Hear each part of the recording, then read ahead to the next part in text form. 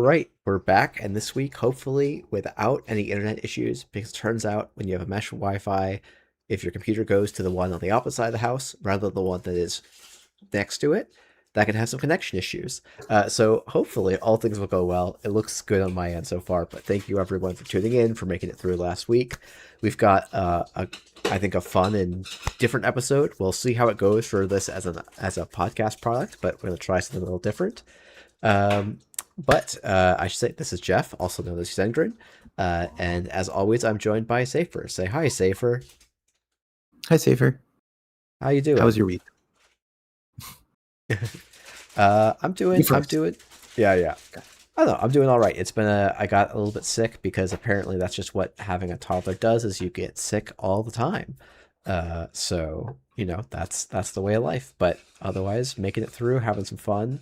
Been tinkering with Godot and other kind of game making tools, so having some fun stuff outside of Netrunner and work and parenting. So, how about yourself? That's nice. Mostly prepping for Origins game convention that's next week. I came up with like a random game idea this past weekend, and it was one of the incredibly rare game design moments where I was like, I have this idea. I think it just works. And I play tested it and I was like, yeah, it kind of just works. And I'm going to play test it again tomorrow with a couple other designers, and we'll see. I think like there's some systems. Oh, hello, cat. I think there's some systems around it that might need to be like improved a little bit, but I don't know. I'm cautiously optimistic about having a new game to pitch at Origins that I came up with like a couple days ago. Nice. That's I mean, hey, that's fun. That goes. Yeah. Oh, fantastic. Okay. Yeah. Cool. Well, we had shoot. Okay. Anyway, sorry. I was like, I need to anonymize these replays. And I was like, I need the JSON, the original JSON, which I don't know if I have access to. So, but we have a pretty packed episode. We're going to try to do a replay review or two in this episode. We're going to do our best to make sure that if you are just listening along to this as a podcast, that it works just as well for you. And so please let us know how it goes for you. Also, I am just getting a bunch of warning messages, despite not dropping any frames, that things are weird, but it looks like that's just my embedded thingy, so I'm not going to worry about it. But let's see. We're doing it live. Yeah, exactly. Sorry, we're doing it live. But we had a bunch of topics, and you know what? We'll do it a little bit differently because you had a question, so I'll let you get started with that as I tinker around with things in the background. I've got a soapbox. To stand on. This is something that came up randomly, and I just like got reminded of like how frustrating this is to me, and then I just had to put it out into the world. But like one of Borealis's biggest sins is that it has more runner cards than corp cards. Now, you would think, oh, hey, isn't that normally true if you give every single faction the same number of cards? No. Borealis gave each runner faction 19 cards, while each corporation faction had 17 cards. 3 of which, by the way, for each of those corp factions were agendas, which is one of the key like issues here. Because corps, obviously, their decks require 4 more cards, as well as they just have a lot more constraints on their deck slots.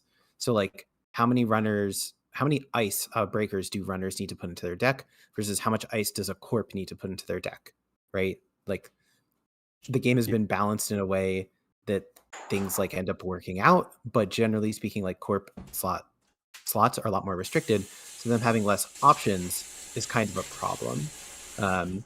So like basically my motto is that I think that we should be printing more corp cards than runner cards, and we actually even saw that in Vantage Point. Like this was one of the main inspirations for why I was like I created like the set skeleton for Vantage Point, and I was like, I'm giving more cards to corps like per faction than runners, and I think that even though the runner cards are like generally kind of like lower power in Vantage Point, I think it's like still worked out for the better. So yeah, basically Borealis being one of like the cornerstones of like the smaller post-rotation card pool is, in my opinion, one of the reasons why like runners felt so super favored during Elevation Standard, and why we even needed something like a Vantage Point. I guess to me, I would. So it's the funny thing where like I agree. I agree with both. Runners were too strong in Elevation, and Borealis having more runner cards and like just better runner cards was a major problem. But I don't know that I draw the connecting line of causality between the two that you're drawing there. Like, I think in general it's true, but I don't. To me, it's less about the card quantity and a lot more about the card quality in Borealis, where like runners were getting these by and large really powerful things, and corps were getting pretty mediocre things. Like the number of corp power cards in Borealis is just way lower compared to runner power cards, and that stands out to me more. But I do agree with the general framework that like corp slots are more constrained, and actually printing 3 agendas per corp faction is a little bit like, I hope we never do that again unless there's like some other compelling reason.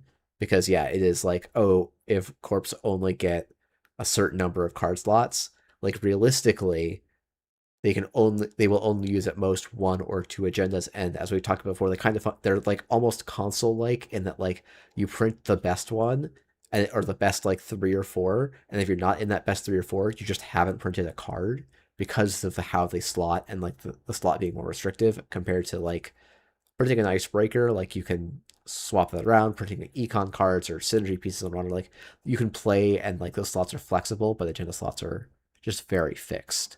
I think quite difficult Yeah, so to make work. Andre's stream on Tuesday, very timely, was like looking through all of the, you know, what cards are viable and like playable, and it's something that I've done a lot for like NSG sets. And don't get me wrong, like Borealis does have a lot of like really powerful runner cards, but I think that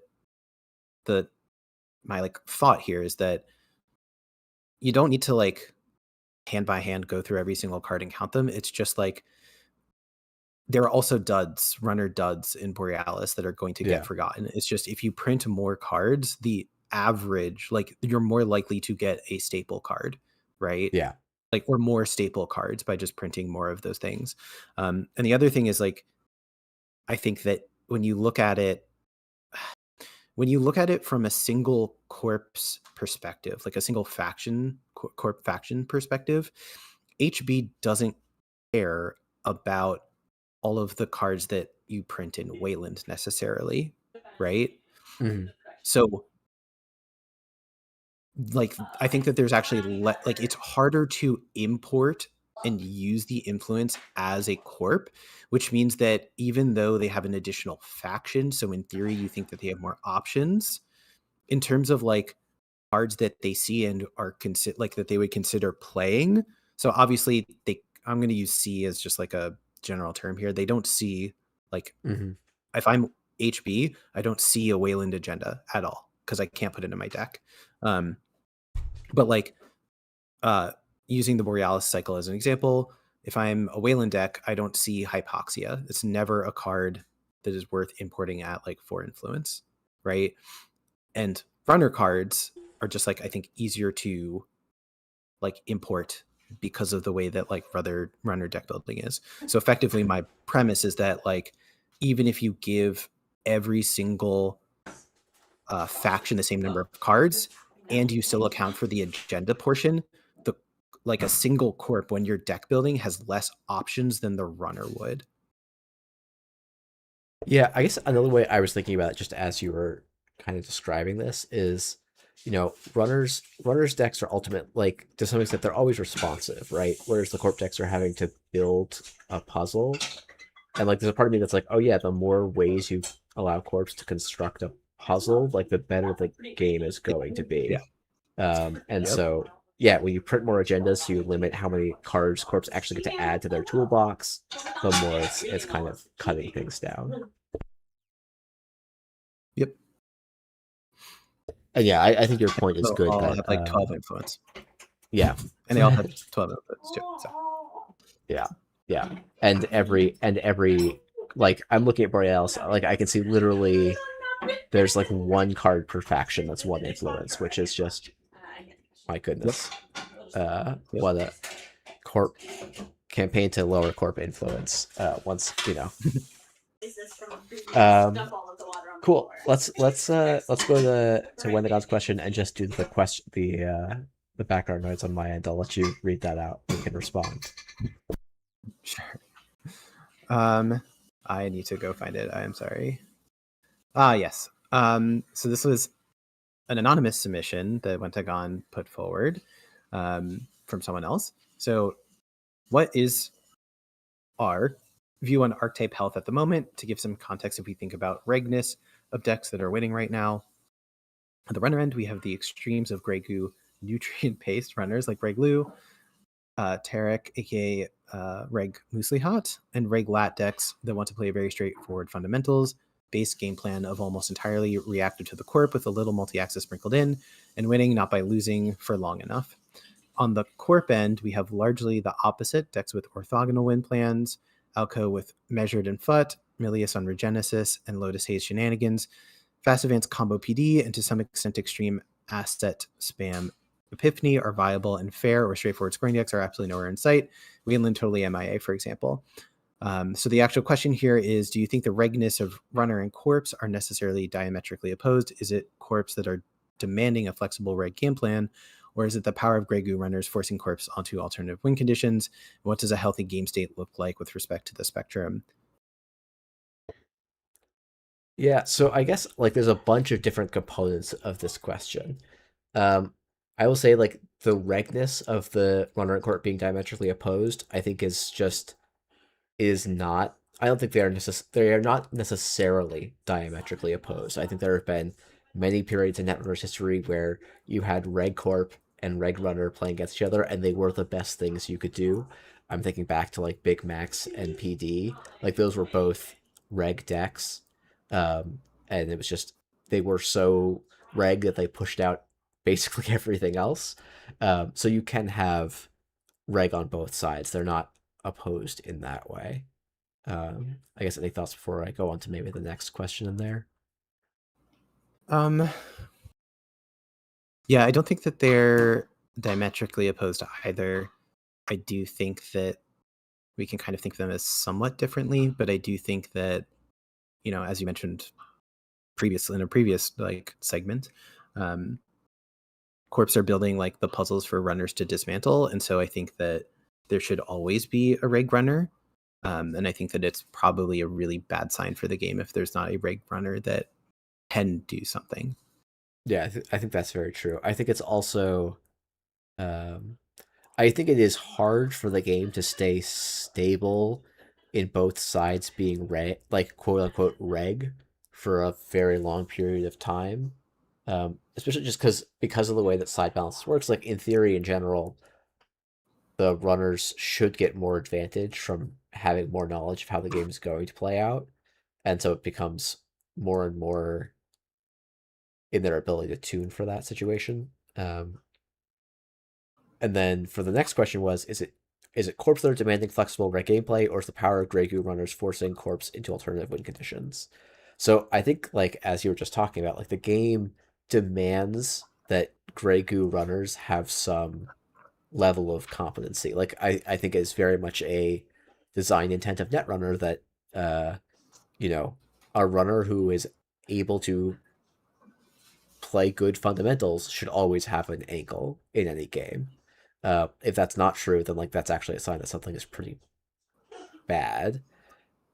But a consistent issue for for a lot of NSG era has been that Grey Goo runners are so good that it's hard for the corpse to build enough puzzles that are challenging for them and can make them deliver consistent results.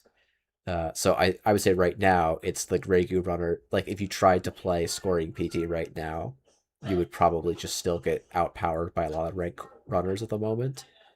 Um, Maybe my impression on that is wrong, but that's my general sense. No, it's definitely true, especially with Office being banned. Yeah, Um, Yeah. So I think to this question in particular, I think that like there's some amount of like I do think that there's some amount of um gray goo runners, and I want to actually qualify that a little bit. I think that it is runners have enough economy, reliable economy, both in credits and draw to basically find like, the first 20 to 25 cards in the first 5 turns of the game.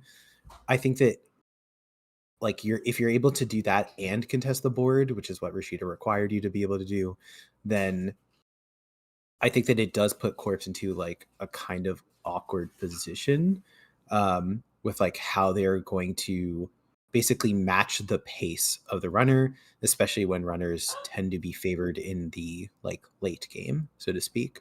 Mm. Um, so I think that that is like somewhat true in this case, but I also think that we just don't see that many different kinds of other runners because the card pool is fairly small, and like there's just not that much room for exploration on the runner side at the moment.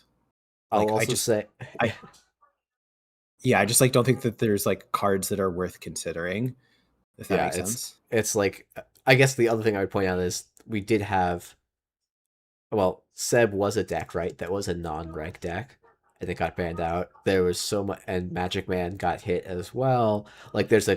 actually a pretty stark community reaction whenever a non-reg runner deck starts being really competitive. That like it needs to go. Um, and so there actually like there's some normative pressure that the community puts on what's allowed for runners, right? Having a runner that doesn't like there is, I think, a value of a Netrunner player where runners that don't interact are like not like people don't want that, um, and so you can make orthogonal strategies that have interaction, but like it's hard to do. Like it's it's also very easy for people to go like, oh no, this is not my flavor of Netrunner. Get that runner's nonsense combo nonsense out of here. I mean, I also think that's true, like that kind of um taste making like uh, oh man, I wanted to use your language because it was really good, and I don't remember exactly what you said, but um, I think people basically do the same thing on the corp side too. Like even in this question, right? Like the things that are listed as orthogonal win plans for the corporation are like Alco with measured response and FUT. And in my head, I'm sitting here going like, why is like damage pressure considered to be like orthogonal? You know, Yeah, Milius is on Regenesis and Lotus Haze shenanigans. It's okay. It's like Regenesis is just scoring agendas. Like and like yeah, it's Lotus Haze is score still points with a scoring trick. agendas. Like Right.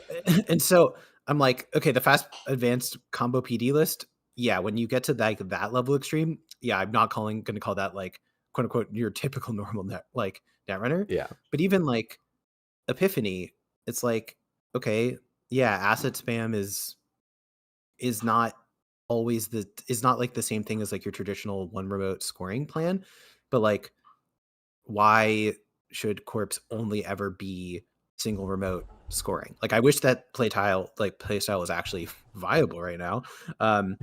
But we're listing out like a bunch of different like corp strategies that are viable and they're different and varied, and I'm like, this isn't the worst place for us to be at right now. yeah, yeah. And it's it's like, oh, a bunch of quote unquote orthogonal strategies have on the corp side having been banned out and like have hurt I some of my friends like favorite decks and play styles, and it's just like, yeah, I don't know, it's um I don't know, it's I think I don't know that we're in the healthiest space. Like I do think I would really like for an Elio Glacier, a mid-range PD or Wayland deck to like be a real consideration right now. Yeah. Um, and like I would like UAV RA to have a little bit more, stuff like UAV RA or Seb, or I mean S I think actually does have a really good meta share, or like is like continually like a deck that like probably is a little bit underplayed for how good it is and is a somewhat orthogonal runner. and has this weird. I feel like ESA has this weird curve of like you start like it's off of the deck that people will say it's like, oh, it's just an RNG machine, you can do it, and it's like, oh no, but if you go all the way to the other side, like it actually is can be this really intensely pressuring style of deck at the same time. Um, so I don't Do know. you have a theory about why Elio is not like Elio got Event Horizon, it got Sleipnir. I mean I have an answer to this question. Do you think like what changed from Elevation Standard to like this when Corp got most of the cards? Um, I feel like I don't have a good answer for this. I'm like trying to think of one, and Tungsten like part Taylor.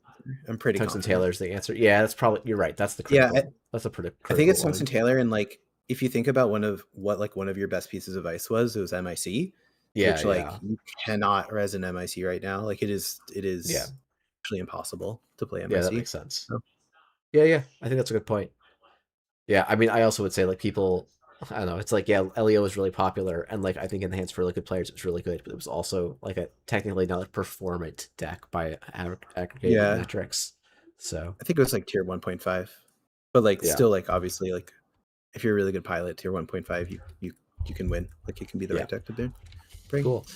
Um, We said we were going to Next move question. quickly through things, and we're like almost 20 minutes into the episode, so good job, us. I believe in Uh, us. I believe in us to get these next two done in the next 7 minutes. We got this, cool, no cool. problem.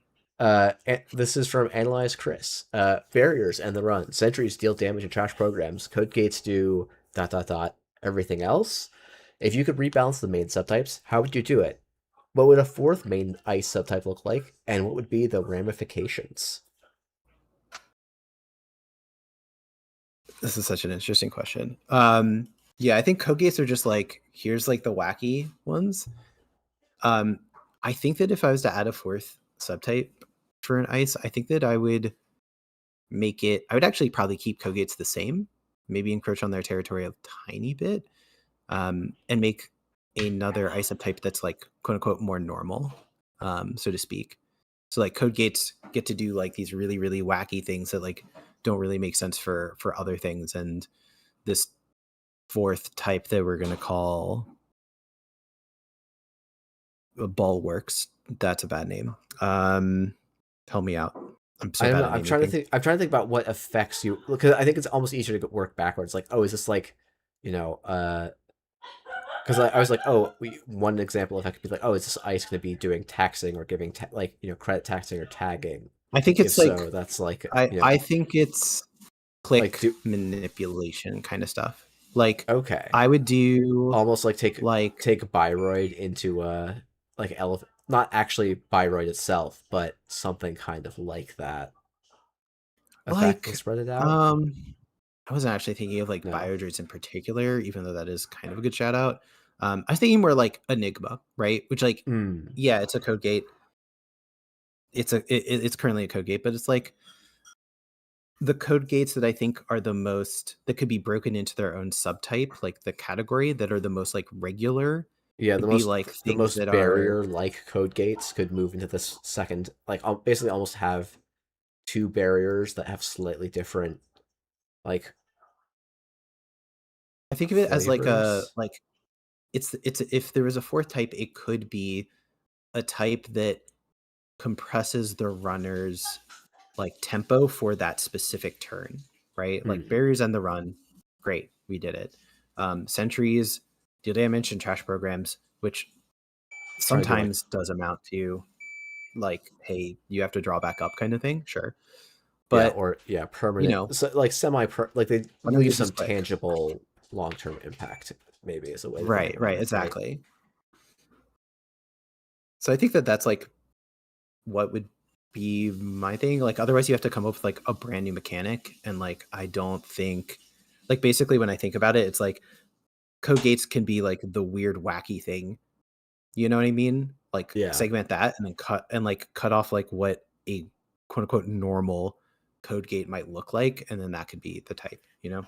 yeah. I almost wonder. It's like, oh, if you could take the wacky, like I almost would say, oh, could we take the wacky stuff that's on code gates and move that to like traps, right? And you just make Sure. trap Yeah. ice that maybe it doesn't all spring and remove itself, right? So that's why it's not like trap is not a good name for it, right? But it's like you take those like more oddball effects, and then you take these immediate term tempo, like you Enigma gets to stay a code gate in this paradigm, but then Right, I'm trying to think of exactly. another code gate off the top of my head. That's like I can think wacky. of ones that are in playtest right now, and that is Yeah, all but that I can think of. yeah. So let's not go there Because then. that's well, it's just that's what this space is. It's like, hey, Yeah, like think of new effects for different things. And I'm like, oh yeah, I can think of a code gate that like would yeah. fit this thing like perfectly. I think in terms of like the ramifications, like I don't think it would make the game better. I don't know that it would make it like worse. I mean, I guess to me, there's like it's not that like three and four, like three versus four versus five is like a huge. I mean, they would have a lot of differences. I guess there's a part of me that's like three things. Like three is a magic number in human storytelling, and It so is. like It you is. just want to stay with three unless you have a really good reason to go to four. The other thing I would think about is like there's a lot of decks right now where you're like, okay, fine, I'll put in two sentries or I'll put in two code gates or whatever, depending on the meta. And so like making every corp go like, okay, well, I want one of each to make the runner go and get their breaker for that type. Like I think actually hurts corpse. Not hurts corpse more, but like I think is like I don't think increasing that number helps corpse. I think it probably like it actually makes I your actually think AI it's the breaker get, opposite. you think it hurts I mean, it does. runners? I think. Well, I mean, it definitely been like AI breakers are definitely the winners there, but I think that Yeah. like effectively the like I agree with what you said about three. Like I don't think like if we were making Netrunner 3.0, we would make a fourth ice subtype, but um the normal breakers, like the normal like lock key system, if you just add more like locks, okay, the runner now has to like have more icebreakers in their deck, which means they have less econ in their deck. They're You're more likely as the corporation to be able to like hold on to something and like put something behind ice in the mid game that the runner doesn't have a key for unless they're running AI. So I think that there's an argument for both sides, but like in my head, I'm like, I just diversify my ice suite. Like I don't change the number of ice that I need to run in a deck. I just like switch the types like in that distribution. Whereas the runner literally has to increase Mhm. like Yeah, the cards that they're dead cards in certain matchups and things like yeah, that. Yeah, exactly. and like the Yeah. number of man, one of the things I keep thinking about is like I really wonder what the version Netrunner that looks like, where runners have less starting MU, but installing MU is cheaper, um, in some way. Hmm. Hmm. Because it's like, oh, right now the game is designed such that runners actually like install MU cards are basically always bad because it means you're not. I mean, going back to our earlier question on gray goo, like you're diverting further from the truth of gray goo, um, Yep. Yep. and Yep. uh, I don't know. It's yeah, it's you know, if you had to make more, if your keys required more components, does that make the game more or less interesting? I think that's something I would think of, but Interesting thing to think about. Shall we do yeah. the next question? Let's do the next one. Yeah, this one, Lost Traveler both wrote it and submitted it as a thing. I didn't get the time to set it up as an audio thing, so I think we might just read it quickly.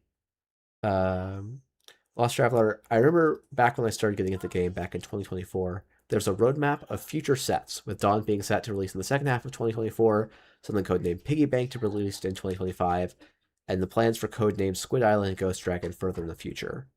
Obviously, we've deviated substantially from this plan with the delays to the release of Elevation / Dawn, and with the printing of Vantage Point as a supplementary set to patch holes in the format. As such, I was hoping for some kind of new, updated blueprint / roadmap to give us a sense of where upcoming sets are in the development process and what we can look forward to in the future of Netrunner. So I guess So like yeah. Oh, being, sorry. You had I can a talk nice about it. little Just be, thing written up. So well, I was just like, hey, I'm on the studio team, and so I can, yeah, in theory, normally I would be part of the, I know exactly where the sets are, where future sets are, and what the plans are for that, and what that looks like. But excuse me. I appreciate the people submitting questions, of course, but like this podcast is not an official NSG podcast, and even if it was, the community team would be the ones to decide kind of how communications go out about new sets. It's not our place to convey that kind of information. And I think the interesting nugget of this question that I think is worth talking about is what was the impact of having the publicly shared roadmap? And I'm not sure, I don't think this is also the place to go into why that stopped happening, but I think that we can talk about what it I don't know, what people can expect in terms of um uh communications on this kind of stuff in the future, if that makes sense.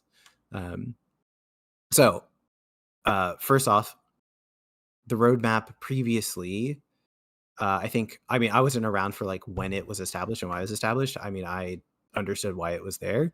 Um, but since we deviated, did become irrelevant, or inaccurate. And the other problem is that it sets expectations that we're not necessarily sure that we're going to be able to deliver on. Being able to commit to something that far in advance, we have changed up our processes for how sets get created and how sets enter the pipeline.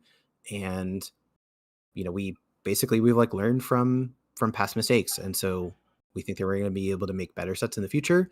But it also means we're not going to necessarily stick to old sets that we previously had put out and said that we were going to do. So yeah, I think that people will be excited when the sets get announced and what's happening. But for now, I think you're just going to have to take my word for you will be happy with what is coming and when things are coming. Yeah, I think I'll just add a couple of things that I don't think are they shouldn't be surprises to people. I think so. I guess there's clearly the plan's deviated, and part of the reason there's not a roadmap is because the time between when those plans deviated and when we realized that we had that plan still published on the website was substantial, and it may led some of us to question okay, what value is that roadmap serving if we all know internally that it's not being executed, but we're not ready to communicate what the next plan is. And some of this also is that plan, if you think about it, okay, that was a plan that listed out the next three sets, which was, I would say even optimistically, somewhere between 4 and 6 years of work for NSG, Yeah. that we're promising to the community. This is going to be the structure of things. And I think we kind of not even an MTG, which has year long, long print lead times. There's not other people don't make multi-year promises on card game cycles and development for a bunch of really good reasons. And I think part of the motivation behind saying, oh, here's the set thing was to say, hey, we're working on things, things are going, you can trust us. Um, I think part of it is we realize that saying all of those things are going to happen in 4, 5, 6 years doesn't help solve the problem of trust and of understanding what's happening, and does make when we do have to change plans just makes things awkward in a way that didn't feel like it was worth the juice was not worth the squeeze, to quote the idiom I've been overusing a lot lately.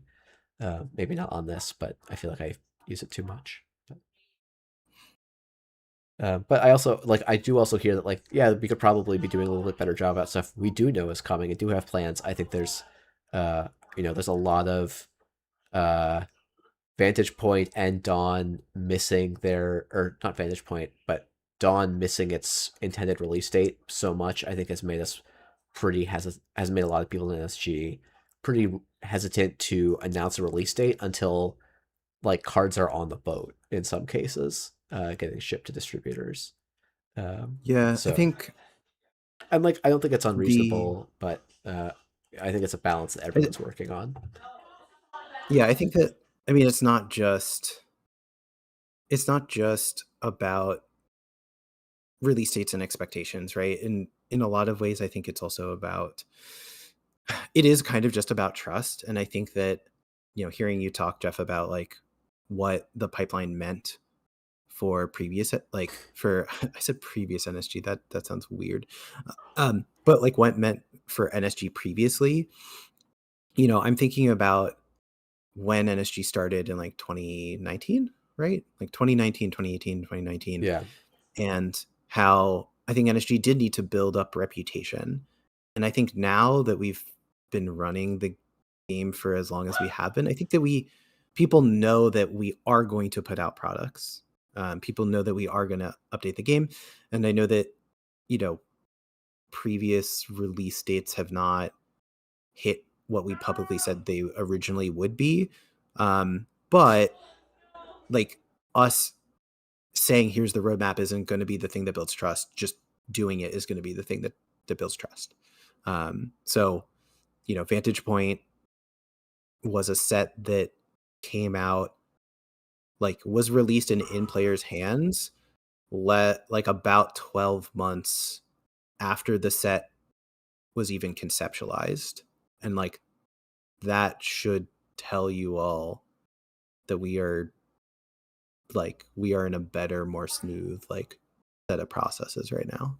Yeah, I've been in, there was multiple sets that I play tested that were over a year from version 1 of playtest to playtest ending. Actually, some of them I think even were closer to 18 months for usually part 2 of a set coming out from when it was first handed to us. So like there's a lot of things that are changing. Maybe someday we'll get some NSG folks on here to talk about some of what's, I don't know. But that's a whole separate thing. That's not, especially now that we're already over, to not go into further. Um, so we are gonna. Oh boy, I'm so good at staying on schedule. Um, Same. yeah, yeah. Okay, so we're gonna try and do replay reviews. We talked about it this very loosely, and so this might not be great for podcast listeners. Podcast listeners, please let us know. If a couple of you say, "Hey, I really didn't like that segment," I might just start doing some replay reviews as separate streams when I have some time on some evenings, because I would like to get back into looking and analyzing Netrunner more carefully. But it is difficult to.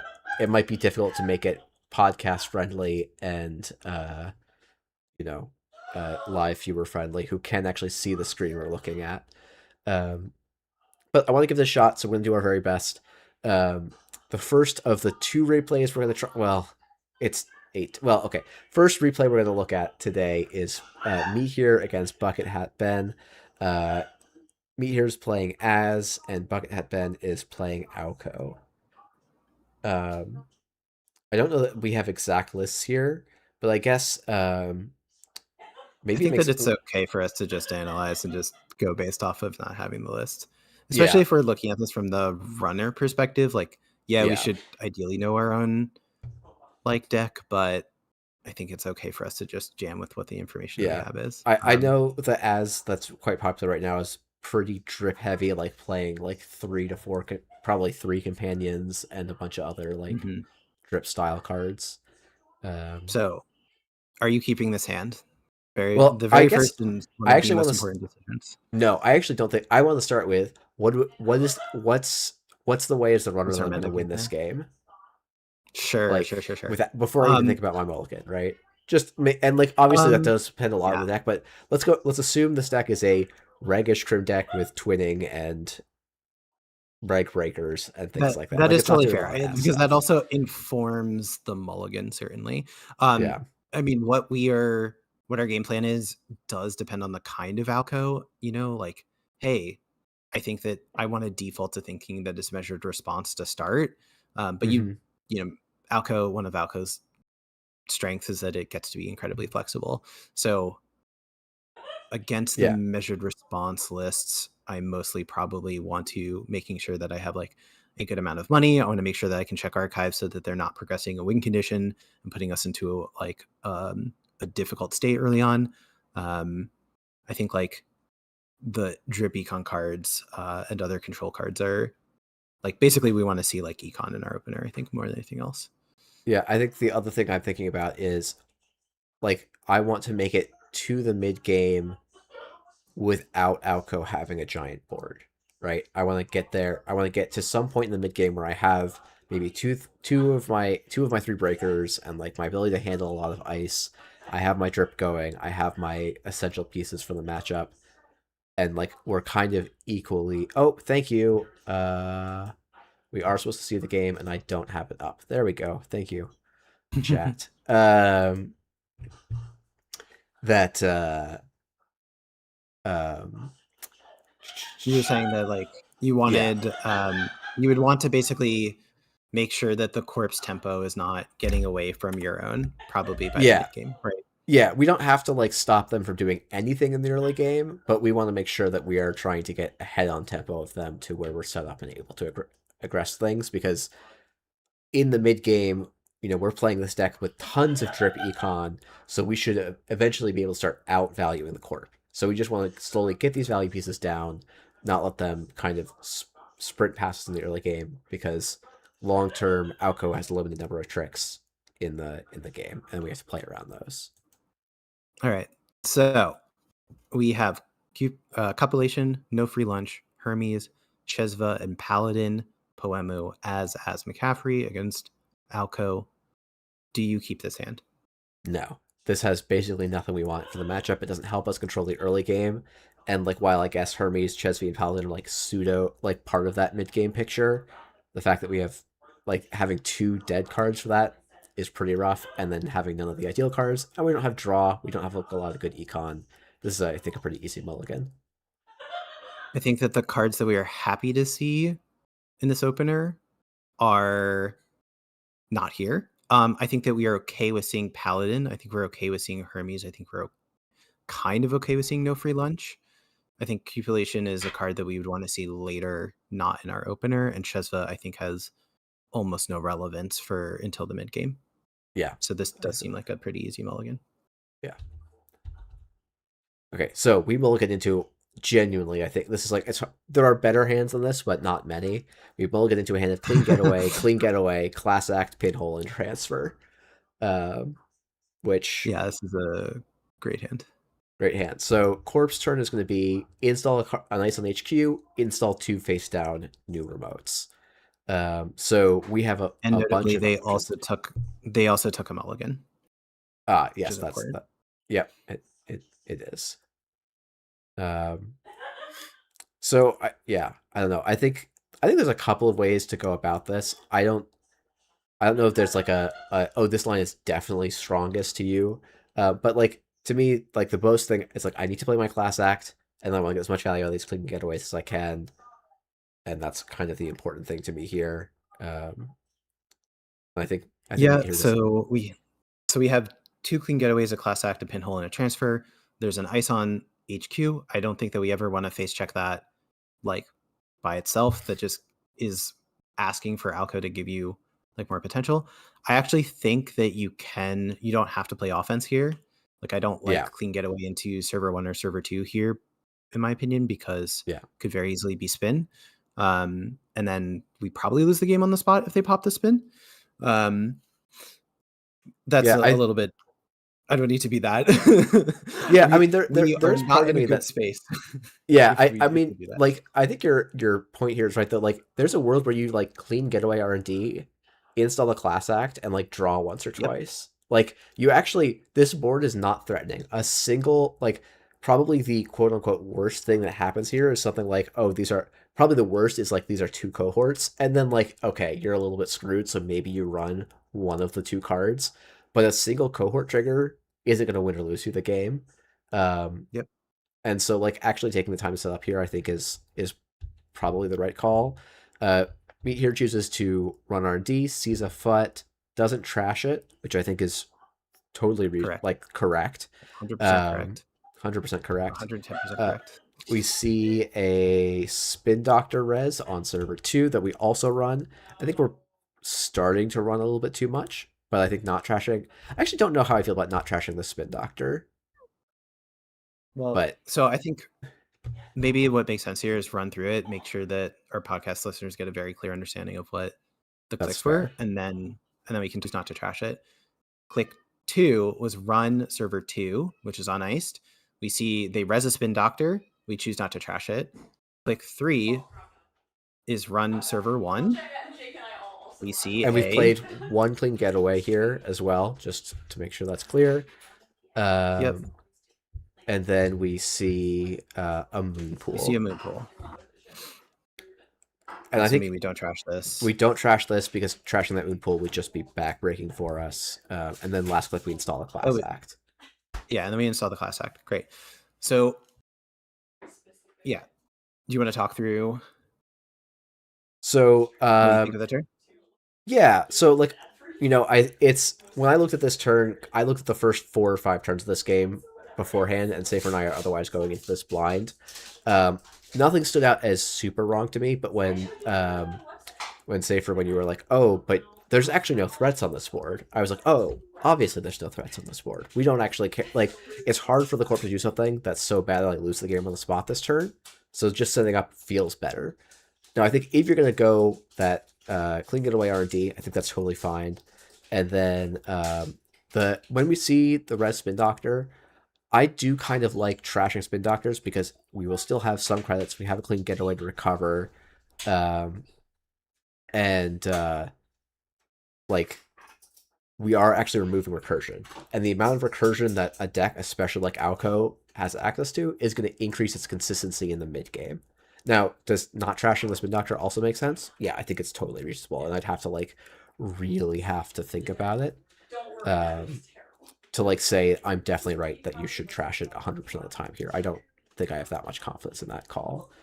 The run on server 1 makes, so that's, you know, spin doctor with server 2, that's the second click. The click 3 running server 1, I think I actually like a lot less. I guess, like, yeah, if it is a cohort, you're pretty happy. There's no other card that could be that I mind being on the table there. And like a moon pool is actually a pretty likely outcome, I feel like. Yeah. So I think that I would 100% have done the clean getaway in R&D click 1. I would not have trashed the FUT. Mac is asking some questions about, like, I'm surprised that you wouldn't trash the FUT.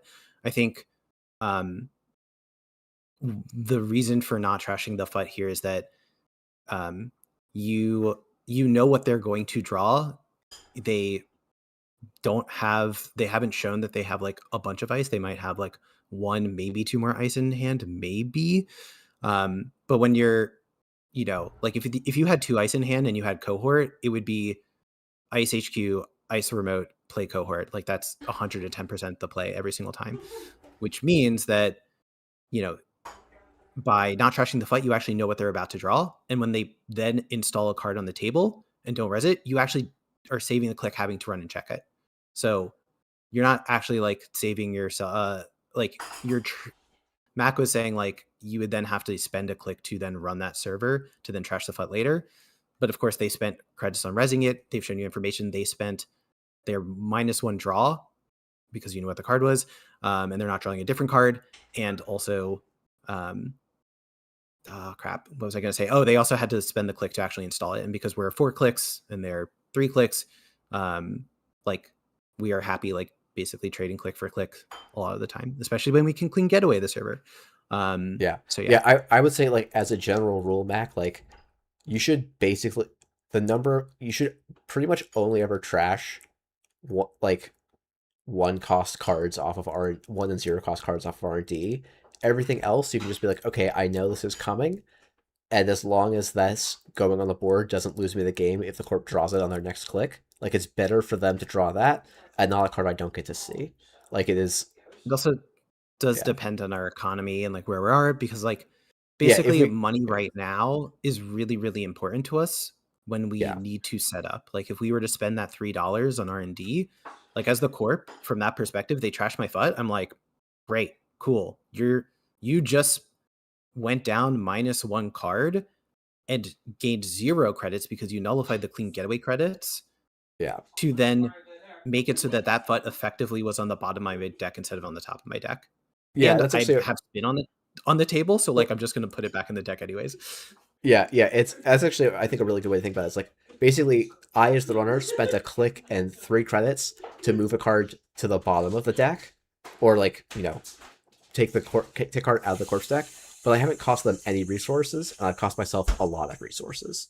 So it's generally not great to trash off of R&D in this kind of neutral. We're both setting up board state. Even if I'm Lou here, I probably would not think about trashing off of R&D, especially given that in this case, there's 2 remote servers for me to interact with. Like, yeah, Lou sometimes changes the math, but I actually don't think changes it that much on R&D specifically. If you're Lou and you're not going to make any other run on the turn, then you might consider it, but even still. Yeah. I think that it's actually very justifiable to spend a second click running one of the 2 servers. Honestly, mostly for the mental game, just being like, I'm going to keep you honest. I am going to check servers. You can't just throw things out. I think that that's actually a reasonable way of spending that click and getting more information about the quality of the corpse opener. And then I think it's totally right. You just basically class act and then either manually draw or credit. Yeah, I might click for a credit because it's probably we're about to draw a bunch. And actually, we didn't talk about this because I didn't click on this next thing. We get the class act draw here. So as a reminder, the current hand that we're looking at is Clean Getaway, Pinhole Threading, and Transfer of Wealth. And the class act is showing us 5 cards. We get to keep 4 of these. So Dr. Nuka, Pinhole Threading, Mystic Miami, Boomerang, and Daily Casts. And like this is genuinely a hard class act because it is 5 good cards in this matchup. To me, the card I am most likely to put back is probably Safer in the chat. Jeff and me, we'll do these reviews so fast. Then we spend 10 minutes on turn 1. I think we'll try and move more quickly through it. My philosophy is like the first couple turns matter quite a bit, especially in this matchup. To me, Mystic, to me, Dr. Nuka seems essential because we need card draw, right? We have keeping Nuka every time. Yeah, we keep Nuka every time. To me, Pinhole is it's a very, very important card in this matchup. I could see an argument of if the Corp had 2 dice, they would have played one, and we know they're not going to draw one here. Actually, we no longer know that because of the Spin Doctor. But yeah, we don't know because of the spin. But yeah, so I could see a world where we put it on the bottom, but if we're playing 2, it's a card I want to see often and early. It's actually one of our best tools for getting to that mid game where we set up all of our drip and they haven't got to stick anything. So I'm pretty happy to keep the Pinhole, but it's maybe meh. And then I like Boomerang here because we have no way to we have no way to break ice at all in our hand at the moment. And so I would like to be able to threaten some things with the Boomerang. Especially if we're going to hold a Transfer of Wealth. I don't think it's like Boomerang Transfer of Wealth is a great play into Outco, but I like having a Boomerang to deal with ice for a little bit. And then Mystic and Daily Casts, I think are about equal, and I would have to know the exact list to know which one is better. I would usually lean towards Daily Cast over Mystic because it's going to pay out a little bit faster. My first thought is I don't know the list. If I'd probably be playing 3 Pinholes in an as list because we're trying to extend the game. So looking at this, I'm probably putting the Pinhole on the bottom because I think that, again, just based off of this start, I don't think I think that it could be 3 or 4 turns before we need the second Pinhole or use the second Pinhole. Yeah. And to me, that's too many turns for that card to be sitting in hand for it to do its job. The other thing is Daily Cast and Mystic together will compound. We're never putting Nuka at the bottom. I think that it depends on the number of Boomerang in the list, but I think that you do want to keep the Boomerang for some kind of pressure. But yeah, and then it comes down between Cast and Mystic, and I'm more likely to say you keep Mystic because I think that we're, especially with their slower start, we're probably going into a long game. Yeah. Now, Meat here instead chooses to put the Boomerang on the bottom. I think you could make the argument similar to that you were making towards Pinhole, where it's if we think they're not going to have ice for a while, then Boomerang's not going to do very much for us, and a lot of Outco ice. I think the Boomerang does this. The thing is, the Boomerang does a lot for the first piece of ice. The very first time you push something, the Boomerang does a lot. I Um, agree. I want to be yeah, charitable, and like I don't think it's not like a, oh, this the game is over, you might as well concede because you made this one class act trigger that we disagree on. But I do think it is an yeah. important difference of like, yeah, I think even just if you compare that pinhole versus boomerang, they are doing approximately the same thing, but the boomerang is going to be more flexible. You're happy to have it in your hand for longer, and it can actually do a second. It can do more things for you when And you it, already and have the other it also pinhole. opens the transfer play on HQ, which Yeah, I like. We don't want to see in an enemy necessarily on that, but also right off of a class act, it's a fine time to see in an enemy.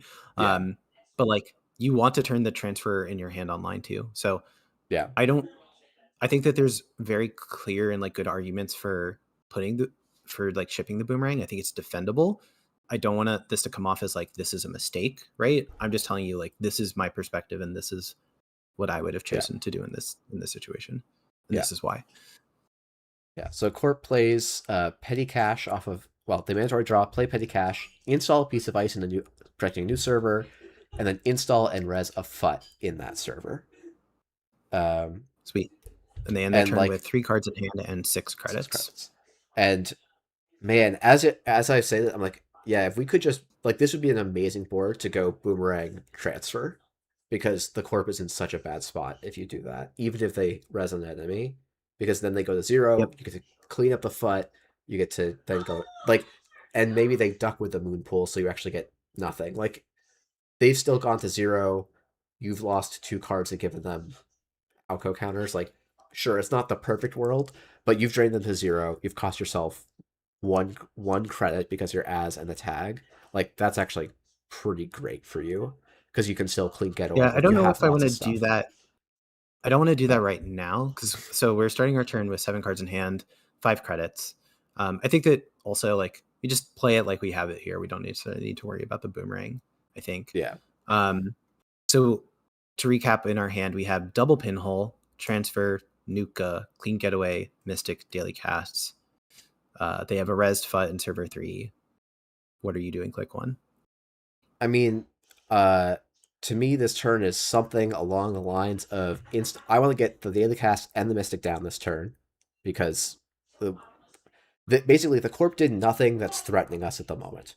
So everything I should be doing should be building towards that mid game because the corp just spent a turn not building towards the mid game at all.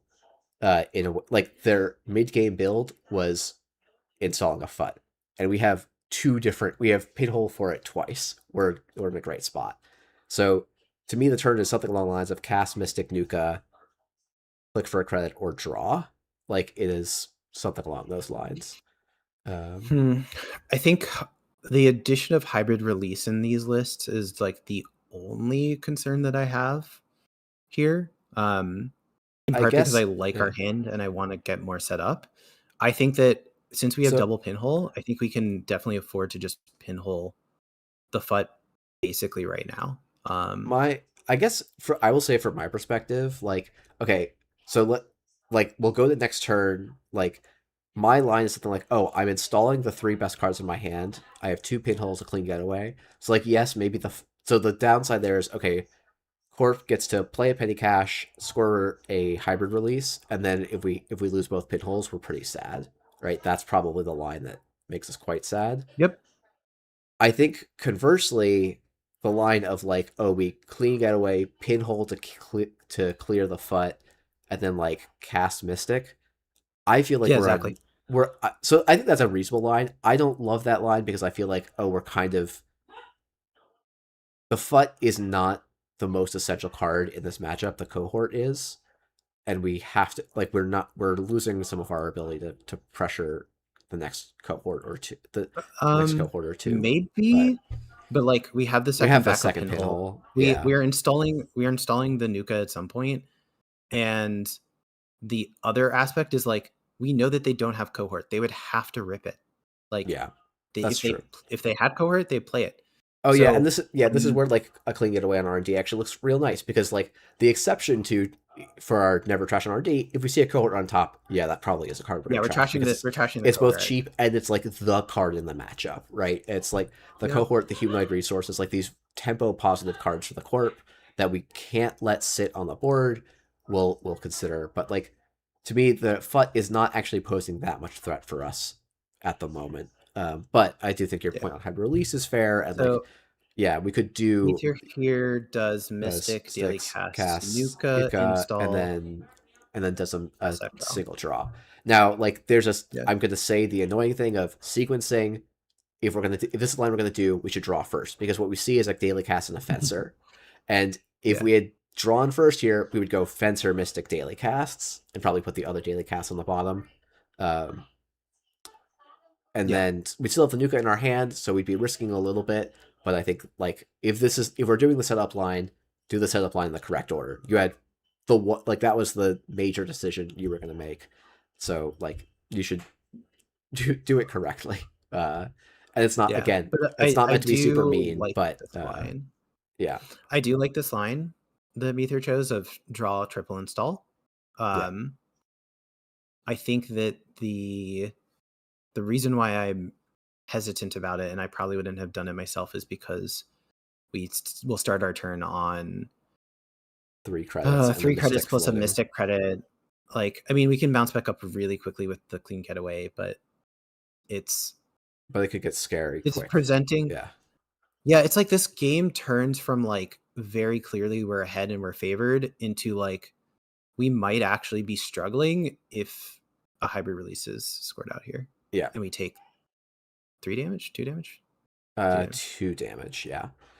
Corp instead does us a favor, just plays the Petty Clash clicklessly, clicks to draw, plays a hedge fund.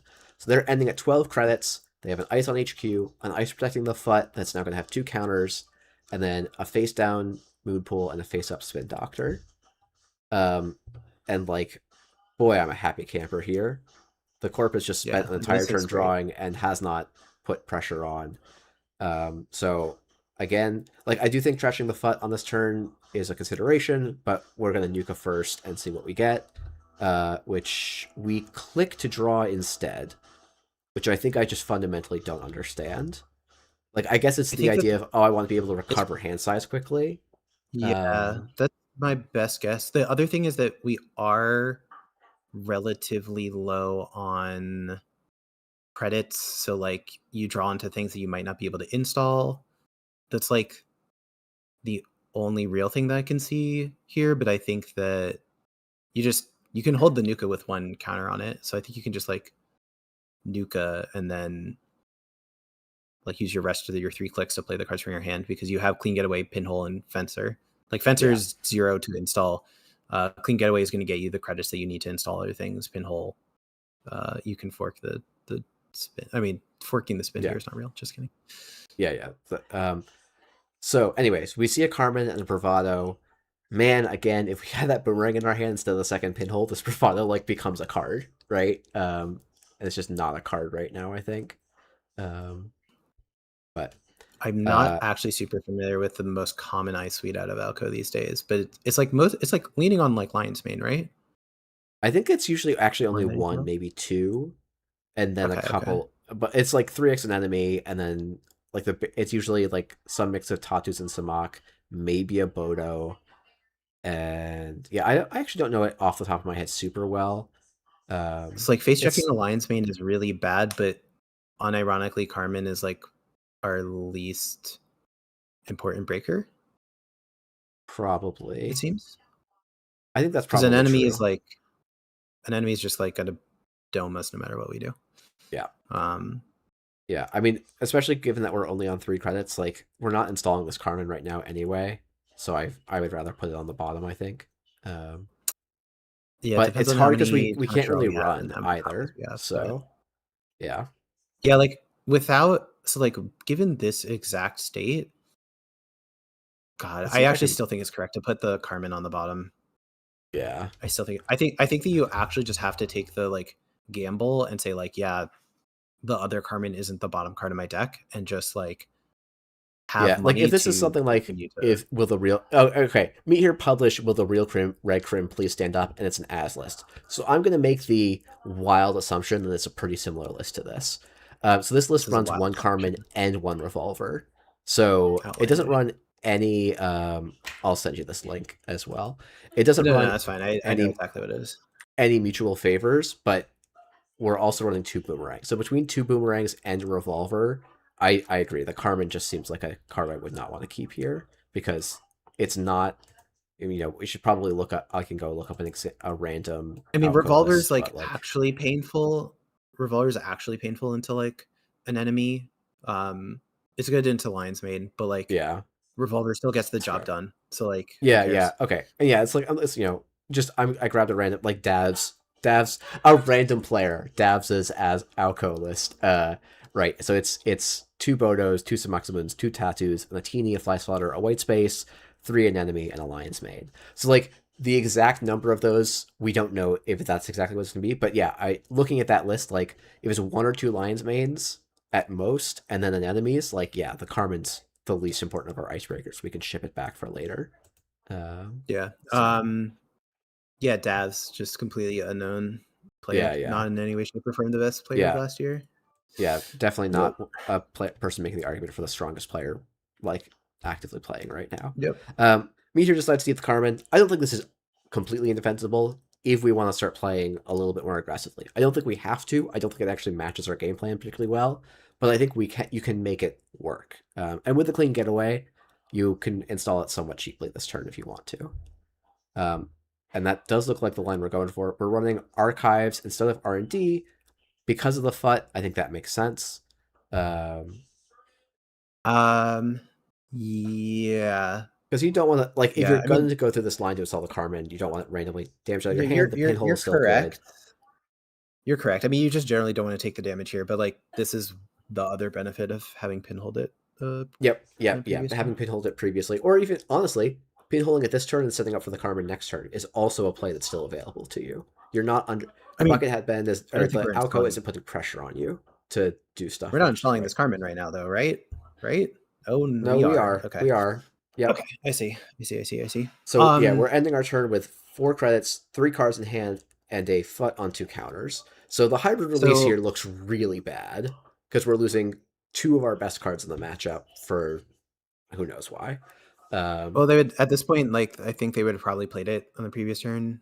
Probably if they that probably could I be don't know. well. I mean, They they could drew talk. twice, so if they clicked to draw twice last turn. So if they drew it in any of those True, two true, clicks true. or this top deck, Yeah. so they have 3 extra shots on it relative, right? Is Um, Dazzlers playing hybrid release? Yeah, it's 2x hybrid release. Okay, cool. yeah, The other thing I don't like about okay.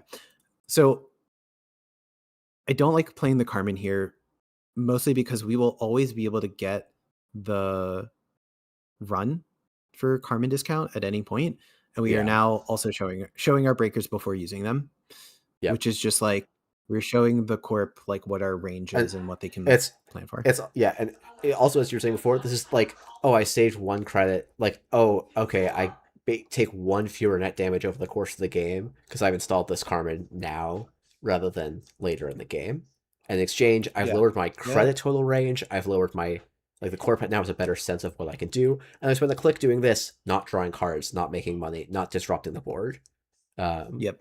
I think that literally just click to draw would have been good, but I also think that it makes the click Dr. Nuka at the beginning look even better. So yeah, so corp turn is just install 3 new remotes, and like this is I mean, this is not a great thing for us, right? Because these are threatening with the FUT now on 3 counters, and we only have I six mean, this credits is and 3 cards in hand.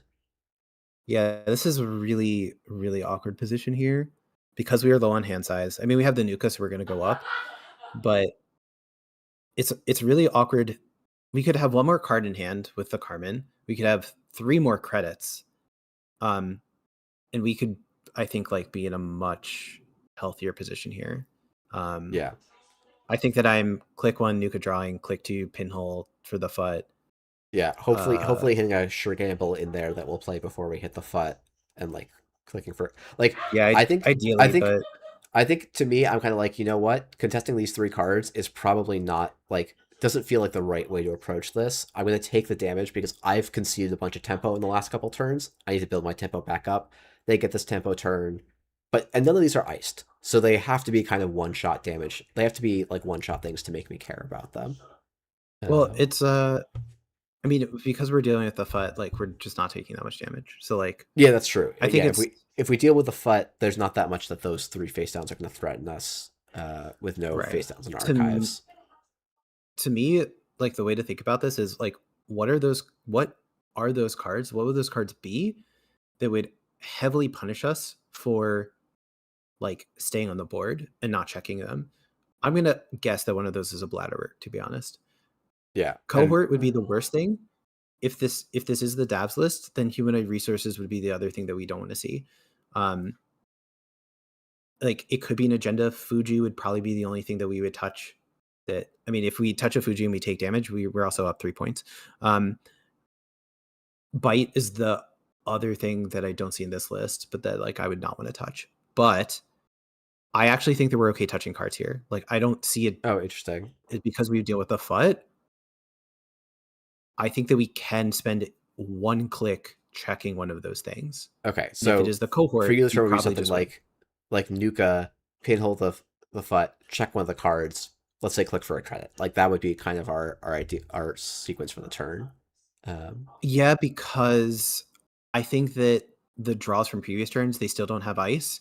I think they've yeah, been holding on to the cohort, not doing single, and they are doing this play to say, like, I need to stick one of these cards. cool. So we get another class act draw. It's Bravado, Bravado, Shibboleth, class act. Sorry, this is Dr. Nuka. We click Dr. Nuka, click 1 to draw 4, look at, or draw 3, looking at 4, putting 1 aside. 2x Bravado with Shibboleth, a class act. I probably am just putting back one of the bravados here. I don't think there's only 2 ice on the Yep. board. I don't think we're comfortable running into either of them right now. So let's not keep a dead econ card in our hand. Um, I Lost my think thumb that, saying, knowing there's a moon yeah, pool, it feels like a Regenesis push. I think that's true. But if that's really what we feel like, we can spend a click to trash the moon pool instead of checking the new face downs. I'm a little bit less worried. Like I don't know that that's a range that we can't cover every range here because we took the Carmen line actually install here hurt us a lot this turn. Because if we didn't have yep. the Carmen, we could actually trash a whole extra card here and We not could have just our trash econ all in the the things. dumps. Yeah. Yep. Meat here Yeah. chooses to keep both bravados, the shibboleth, and put back the class act. I don't like putting back the class act in the damage matchup, but we also don't have that much money, so I don't know that it's not the important decision I think for this turn as much. It's not, but you should keep the class act Yeah. 110%. We're That's gonna like a pinhole. Yeah. Trash the foot. yep. We're on 4 credits and we're running a face down. So the only thing we can trash is a humanoid here, basically. So we're just hoping a humanoid or cohort. And Click one is that's it. Nuka. Click 2 Click was pinhole the two, foot. pinhold the fight. Yep. And now we're checking one of them. Yep. Yep. So this is fine. It's a moon So pool. we find another moon pool. Yep. So there's 2 moon pools on the board. So that's gonna until Run. the econ situation changes, they're gonna if the corp wants to do moon pool stuff, they're gonna get it to do it. Like we just don't have the ability to Yep. deny that, right? Now we're running another of the 3 new remotes. I don't personally love this. I would much rather click for a credit because I think our expected gain from this is relatively low. But I don't know. I ironically also think that we could click to install Shibboleth here because it costs us 1 and Yeah. like unironically it's like Yeah. okay, that It means that actually the starts to fly let us, spotter or whatever. yeah, pressuring things. Yeah. Yeah. We do actually find the Oh, humanoid we find a resources, so we humanoid. get paid out for this run, and Cool. we're very happy. That is a huge trash for us. That is I probably actually don't hate because of my read is like I think that they saved up to push something out here. I really don't hate like the the other extra last pick check. run. Yeah. I don't hate it given the exact state we're in. I wish we had more decisions we could have made Yeah, it's from if we earlier. had 3 or if we had 3 more credits and an extra card in hand, that run Yeah. it looks way better, right? We ditched the bravado that we class Well, act I'm probably through and like or the transfer yeah. maybe, I might right? actually be running and trashing the moon pool in that situation, That's fair too. but yeah, Yeah. Turns out it's the other card we didn't check is the other humanoid resources. Okay, you get got sometimes, right? But we, I mean, you know, also shout outs to the corp for playing that well and yeah, that they probably saved up those yeah, cards and then made a push to say like, hey, you spent credits and cards and I have a window here and I'm just going to install 3 cards and apply yep, pressure. yep. So they pop the humanoid. They install a card. in the server that the FUT used to be behind. They install an ice on archives, and they play a petty cache from their hand. So they end their turn on 4 cards in hand, 17 credits. There's Yep. 5 face ups in archives, no face downs. There's an ice on archives, HQ, and server 3. We know that server 1 is a moon pool, server 2 is a spin doctor, server 3 is a fresh card, and server 5 is another moon pool. Yep. So, I mean, this is, again, this would be where it would be really nice to be able to boomerang Bravado, server 3, which is a new face down card that was, they, looking at their hand, they felt it was good enough to protect archives. We know that there's 2 moon pools on the board. With only 5 credits in defensive credit, we can't afford to go after the 2 moon pools. Like, yes, technically we could go to 0 to trash both of them. That seems very bad, given that our recovery here is also not good.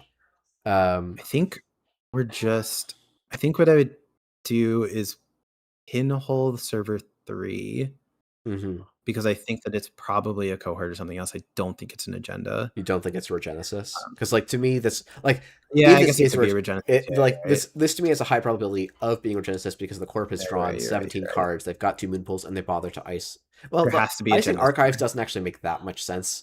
Because, like, if they're going to moon pool, they can just do it at the end of turn. Like, they don't actually have to give you any window here if that is your Genesis. Yeah. So maybe that's an argument for pinholing. I am unironically looking at Bravado archives this turn. Like, just find out. I'm very much looking. Would you like install Shibboleth Bravado? There's 0 face downs. Yeah. We don't know. We don't need to be successful. It is the server that has the least amount of relevance at the moment. And so the corp has like very little incentive to run. And besides the pinhole, we're pretty much okay losing our hand here. Yeah. And then I might install the Shibboleth just to make the mid game easier for us here, right? It's 1 credit. Yeah. And we'll be okay. Meat here chooses to draw. I don't hate this by any means. We see an open market, a Chesvi, a Wake, the Class Act.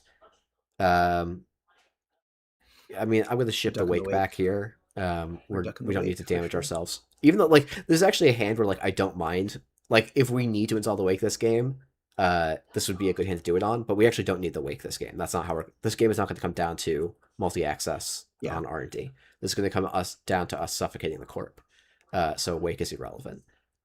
So we can ship that back. And unsurprisingly, that's what we hear does. Either puts Wake on the bottom. Okay. Yep. Let's just run through the clicks. Yeah. Install Shibboleth, Bravado's HQ. That's a little funky to me. We'll talk about it. After. Yeah. We get hit by an enemy. We spend 1 credit to break it. Alco gets 2 counters because an enemy is a really good Alco ice. We see a longevity serum out of HQ and steal it. That's great. The anemone, and then last click, we're going to run server 3 with 4 cards in hand and 8 credits, and it's a Semaximoon. That ends the run. Ermeter says thinking, is considering taking 3 damage here, and opts not to, and then ends the turn. Okay, so what did we lose to the anemone damage? Was it second copy of Bravado and sorry, it's not. We have transfer of wealth. Transfer of wealth. Transfer of wealth and Bravado. I mean, transfer. That's more. Transfer sad. Yeah, now the transfer is sad because we could get there for 1. Because the anemone's exposed. Yeah. Yeah. Okay. What did you think of that turn? It's not the turn I think I would have gone for, but okay. Actually, no, that's not true. Well, no, I don't think I ever run HQ there. When the corp's on like 17 credits, like they can afford to res all this ice here and just punish me all over the place. I'm not costing them real tempo. So my game plan should either be, am I attacking server 3 or am I building up to keep suffocating them afterwards? So the HQ run just doesn't feel like it fits any part of the game plan. That said, I think it's probably a read from Meat here saying, hey, the corp's drawn a bunch. If they're setting up for a Moonpool play, there's going to be agendas in HQ. And from that perspective, I think it's fine. If you're going to read it that strongly, I would just run HQ a second time and not bother with the run on the remote that was iced feels like a weird. It feels like it doesn't make sense to me. I think the rest of the I agree with the turn run back. kind Yeah, of the rest of the turn is fine. I think like we're ending it in a decent spot where we have money. Um, yeah, I don't know. What's your thoughts? I agree with I agree with the run back on HQ point for sure. I think I also agree with like the general macro note where I don't think I'm attacking HQ here. I think the reason to do it, and maybe what Meteor is thinking, and like the the most convincing argument, like devil's argument from my perspective for running HQ is diffusing a moonpool play by attacking like HQ. But I think that I was just like I'm pretty confident there's an enemy on HQ. Like that's Yeah, by far the that's worst case scenario. that's almost always And where the first enemy goes. Like, and like and so what turn is it right now? It's turn 5. And yes, the corp has managed to get a lot of money, but they only have 32 cards in their deck. Like they have not drawn a lot of cards in their deck, at least for an Alco list. And that's yeah, in part because they have gotten 0 counters so far. And that's really what I want to see in most like against most Alcos as the runner. Like I want to delay the first Alco trigger as much as possible. If the first one happens on turn 7, fantastic. They played with a blank identity for 7 turns while I was sitting here setting up. So like that is the entire reason for why I just straight up would be like, I'd rather let them score than let them get counters, because if they were doing some sort of like Regenesis play here, and that was their like what they were pushing for. Okay, they go to 4 points. Okay, measured response is on. That's all their threat profile. I'm still setting up. I'm still going to be controlling the board. I'm still going to suffocate them and make sure that they don't have any room to breathe later. yeah, and Like, like yeah. I guess the other thing to point out is like we drew an Arcwood Market. That's part of our inevitable mid game drip. We even drew the class act yep. so that we can like we can accelerate drawing through our deck, getting all of our pieces online. And so like we're doing some contests here that don't actually disrupt the corp's game plan substantially, and do slow down our mid game power, like relative power spike to the corp. And so this turn feels incongruous with the game plan that we would want to have when we sat down and wrote it out, kind of thing. Yeah. And so the reason why Bravado and Archives, even though it looks really silly, makes more sense here is because if they try to do some sort of like, okay, let's say that Archives was an enemy. And so they do get the counters. And so like we're sad about that. Okay. They got the counters. They flipped it. We've now diffused the enemy on Archives, which is so much more important than an enemy on HQ. And they can't pitch agendas to the enemy because we're going to access the server. I mean, they can, Yeah, but then they have to like shuffle them back or moonpool them back. And here's the thing: they have 2 moonpools on the table, and we are reading server 3 as an agenda.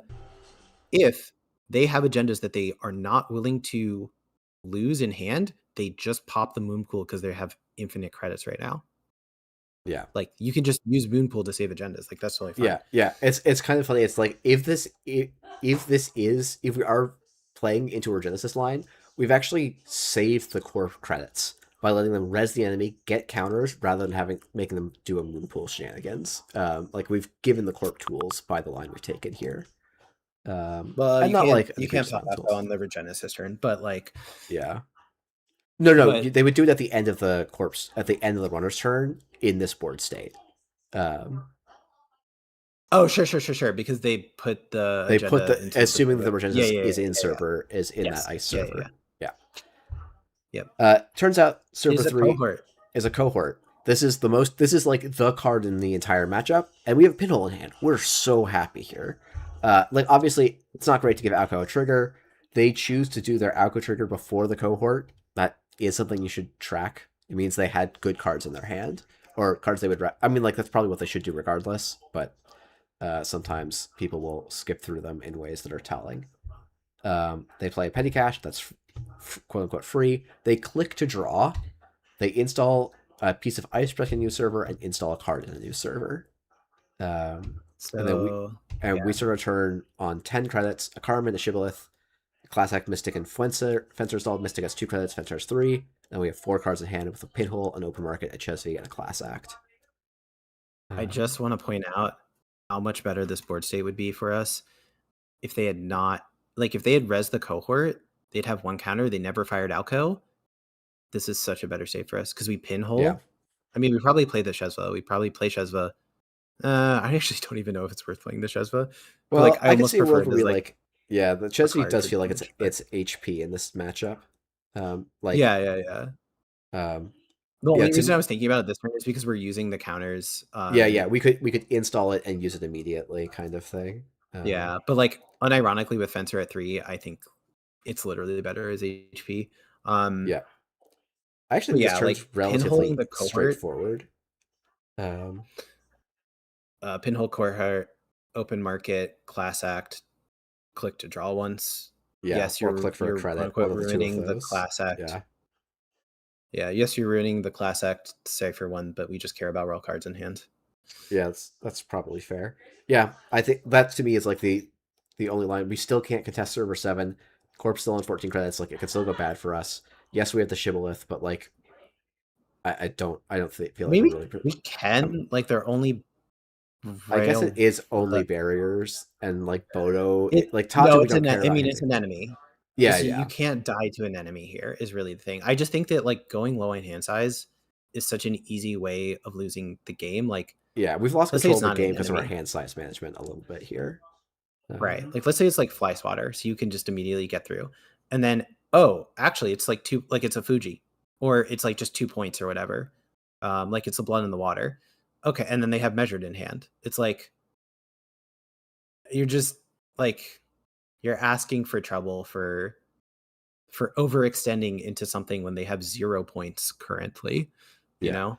Yeah, and we can let them go to 4 here, and like that will be if we also kill the cohort, we're pretty happy. There's an argument actually that the other click we should spend is actually click 1, run the spin doctor, make them spend the spin doctor, so they get 1 fewer cohort reshuffle into the deck, right? If we're thinking That about is yeah. um Yeah. Okay, I actually do like that better. yeah. Yeah. Yeah, so it's like click one, run spin. Yeah. Yep. Click 1 is draw here. We see a pinhole on the Dr. Nuka. I'm keeping the Dr. Nuka here over the third pinhole. Um I could see arguments. I guess actually with the class second hand, maybe we can keep the pinhole. Um, Um I don't know, I still like the just general draw. Like I think yeah. like literally like damage and hand size is incredibly relevant in this We're matchup, and burst installing the draw is like Nuka. We're clicking the yeah. Nuka. Please tell me last click we're pinholing the cohort. We're Oh clean no. getawaying something. Oh We're clean getawaying archives. no.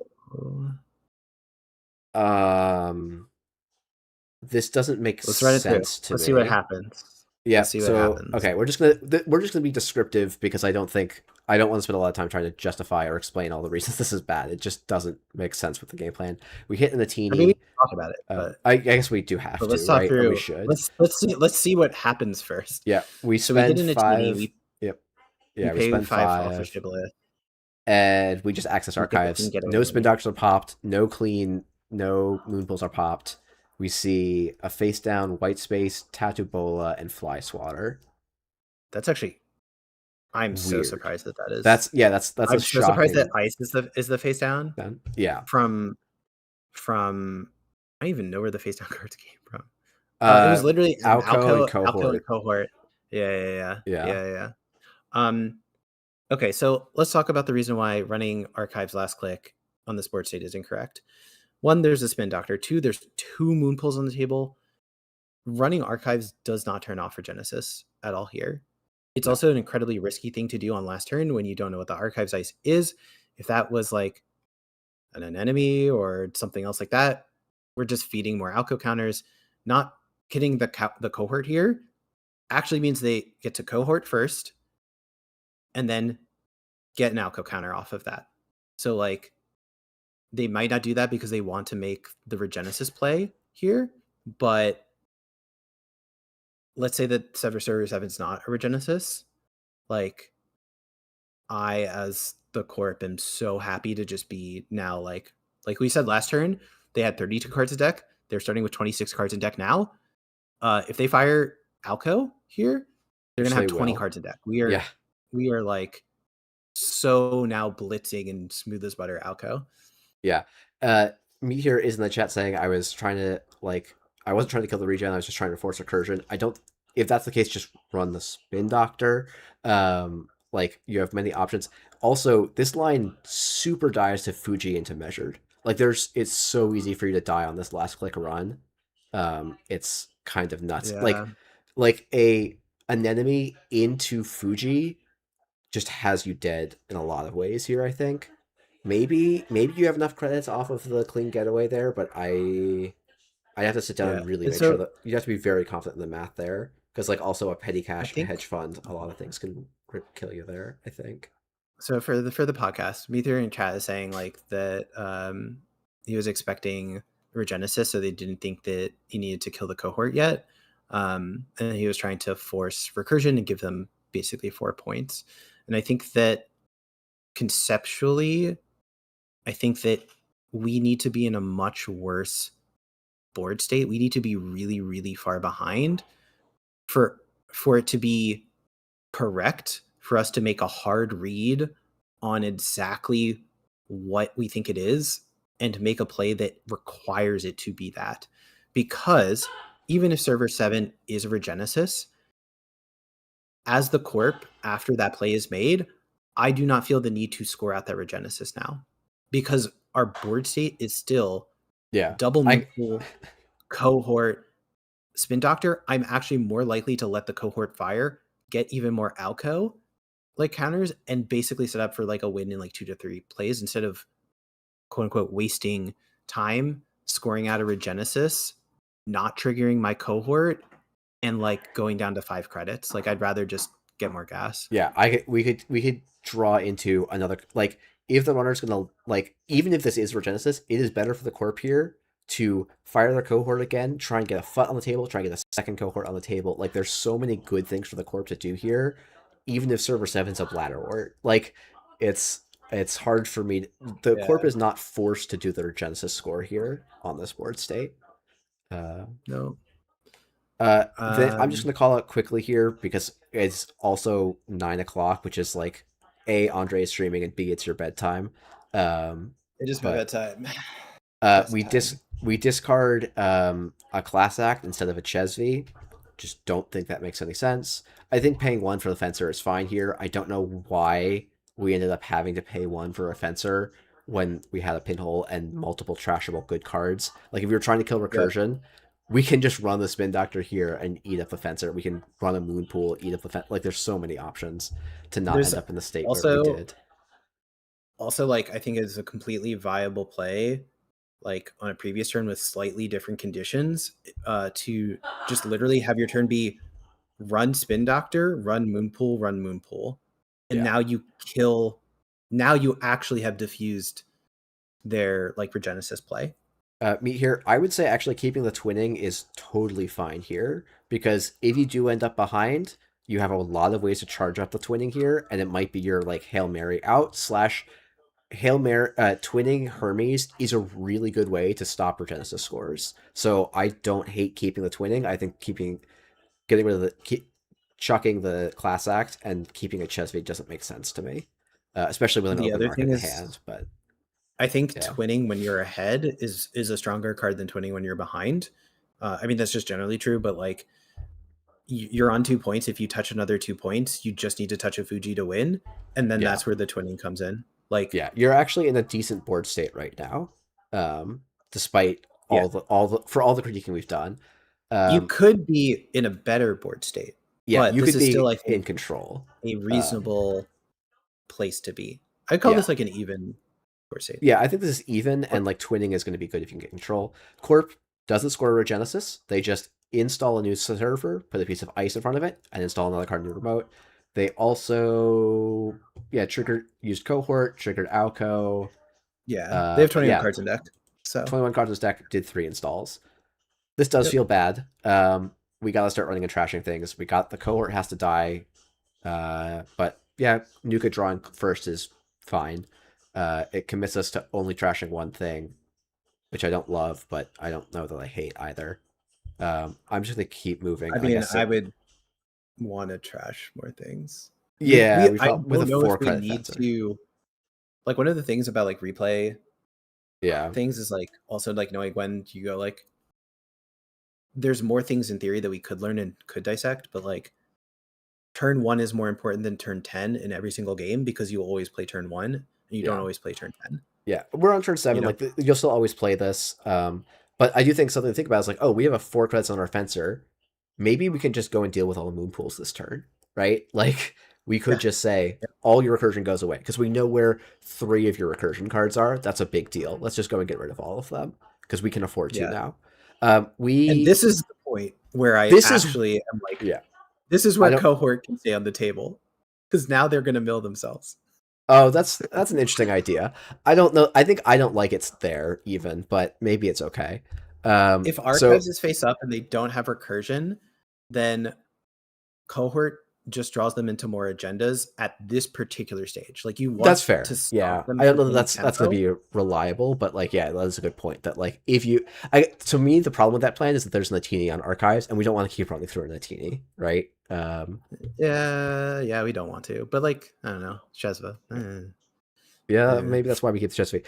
Here we nuke a draw. We hit a Kurapira, a Sure Gamble, a transfer Hermes, and we put the Sure Gamble back, which just I maybe the You should idea. keep the I guess gamble. transfer through the enemy is fine, but you should always keep the gamble here. I think. I don't know that we have the time to go and transfer. Like I don't.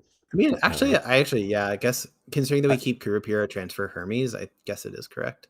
I guess Put it's the gamble okay. there. Yeah, it's weird to get rid of the gamble.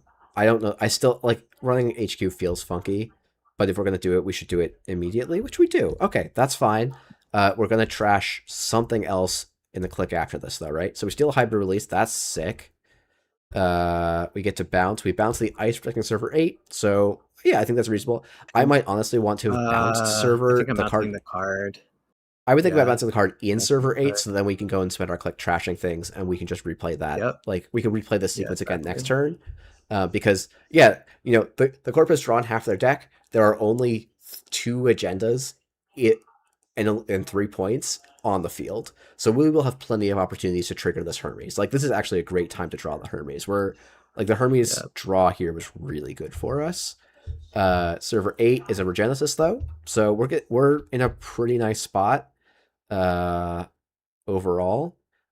We have 1 tag, 13 credits. We have 4 points, which is pretty good. We now just need to see a Fuji to win the game. And this fencer is so hungry. Yeah, Hungry and we've fencer. very hungry fencer. We've got 13 credits, so we're actually not in much measured. We actually there's no measured response threat here. We are not letting Mystic steal a credit, which I think is fine, or a card. That's correct. Fencer, we can pay Fencer a credit, but man, I sure hope we're running those moon pools clicks 1 and 2 next turn. And then we Spin discard the doctor then twinning. spin doctor then the moon pools. Yeah, yeah. But yes. Again, I would not get rid of the twinning here. I would get rid of the Chesney here first. Yeah, agreed. And then server 9, which was an unice server, turns out to be a second cohort. It's not ideal with this much, with the corp having 8 cards of recursion on, or no, 6 cards of recursion on the table. Not ideal. Yeah, but like, so this is where but I'm like this is saying, right? okay. Like if imagine that the board was quite literally because we know all the servers. Server 1 Yeah. is a moon pool. Server 2 is spin doctor. Server 3 is cohort. Server 5 is moon pool. Server 9 is cohort. If the corp has double cohort here, we are literally just blitzing towards the end game, and they have to be the ones that produce answers. Yeah, that's and fair. That's we why can even we could just install the Kurapira and run any card any face down they install, and we're actually okay. Yep. Especially once we run at them out of recursion. So their turn is install a card in server 7, which is the they trash server, the fencer, and then card 10, so and then they trash the fencer with 6 credits, which I actually think like yeah, that's, I mean, you just agree. denied 6 credits. I think it's correct. Yeah. And it does hurt our plays quite a bit. I'm probably still running HQ because I think there's probably a decent chance that we will hit an agenda in HQ if we run. I mean, this game has somehow gotten fucked. I think that this is the wrong time to trash the cohorts. I think that you're flipping archives and contesting the moon pools, or trying to trying to touch the agendas. Yeah. This is a little bit like flailing about. Oh, actually, no. We undo that click. We click to draw. Fine. We see an open market and an NFL. I don't think there's a huge difference in them. Like the NFL is probably better because you're not going to install an open market when you're tagged, but I don't think it matters too much. They're both blank. Insult Cooper Pura, run server 7. I think that's fine. This is a Lion's Mane. Corp goes up to 2 credits here. That's quite Yeah, we notable. We only break. have 1 click to punish it, which is less than ideal. Yeah. And then server Yeah. 10 becomes the third cohort, and we steal the Regenesis. It's So that was Res to do the Hermes bounce. it's just you put back a moon pool into their hand, get those things off the table. It's just Yep. like trying to economically pressure the corp when they have cohorts res Is a is losing proposition. counterproductive. Yeah. Yeah, it's a losing proposition, right? And like we're saying, like I think that the real thing macro level is like what's our win con, and we've lost sight of what our win con is here. Yeah. And like we're also actually pretty nicely in, like, it's hard. We're not, no, I think we are in double measured range here, which is Oh yeah, no, interesting outcome. 100%. Like that's the big no, no, no, no, no, no. I mean, It's I guess okay. arguably you're trying to, like, it probably does make it harder for the group Nope. to double measure you because they don't get a third Nope. cohort trigger this turn. But that's the best thing I could say about that trigger. Corp only has 9 cards left in deck. They get to Hansei review, measured, and we die.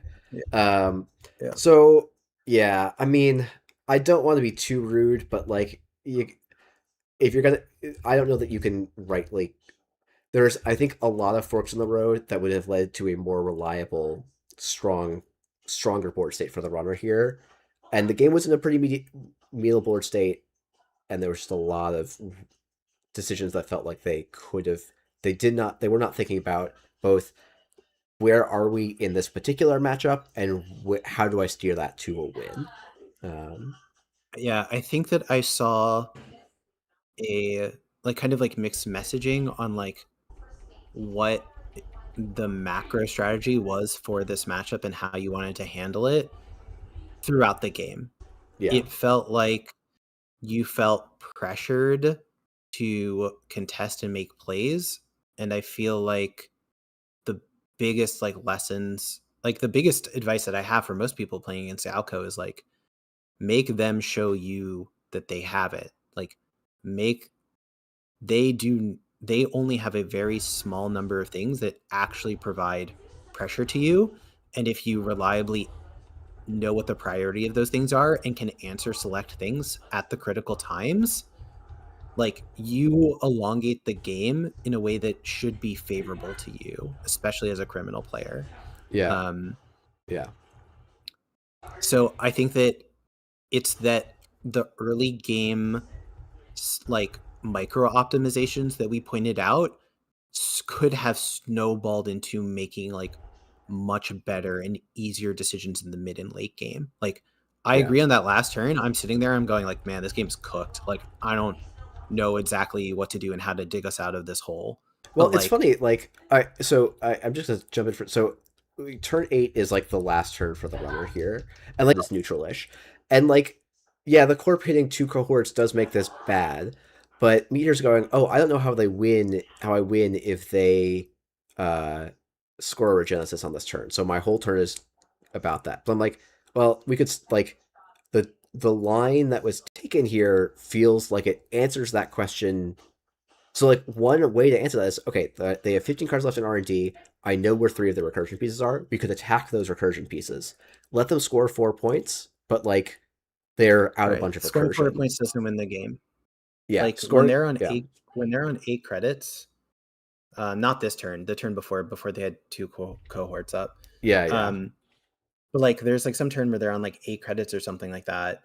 And it's like they could have they could have scored out of Regenesis. It's like, okay, they go to 4 points. Cool. Like I'm gonna then Yeah. play twinning and like have like 26 credits. Like the thing that I see happen most frequently in against like playing against I think really good crim players that know this matchup super well is they will frequently get to like 25 credits in Yeah. the mid game because they just know when to push the brakes back and just say like I'm going to build up this massive pool of like resources. I'm going to sit on like a Nuka with 1 counter. I'm going to have an additional class act in hand, and then the turn where you try to make a push is play class act, run like start with 5 cards in hand, click 1, play class act. I have 26 cards. Yeah. What are you going to do? Like Yeah, yeah, legitimately, what in the world is the corporation going to do to that?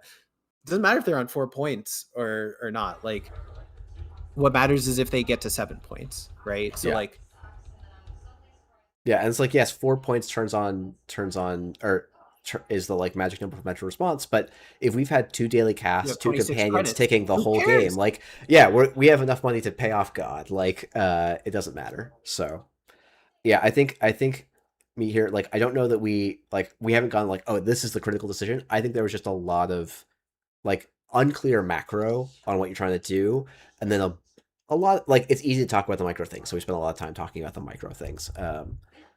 But like they combine this game. So yeah, um, yeah. I think given that we've I'll go gone to way sleep. over, yeah, we're gonna let Safer go to sleep. Apologies to everyone else who was replay we didn't get to. We'll next episode we're gonna do I would say a regular questions episode to let people give feedback of hey, as a podcast that was just unlistenable, or hey, you guys actually did a great job. I really enjoyed that. So please either way let us know somewhere if you have questions for the next episode of Metric Response. There's a link to the Discord. That is the best way to give us questions. There will be a forum thread in Measured Response Takes. We would love your take. If you can come in person to join, ask us questions, or if you want to leave a voice memo or just written questions, any and all of those are great. We were a little bit lighter on questions this week, so we'd love to get some more. And they could be about anything network related. Maybe at some point we'll do non-network related questions, but yeah. Um, that is what it is. I think that's it. Safer, any plugs or shout outs from you before we call it a wrap? If you're going to Origins, I'll be at the Pink Hawk Games booth. Come say hello. All right, fantastic. Well, thanks everyone for listening, and bye, Safer. Bye, Jeff. I was supposed to say bye, Safer.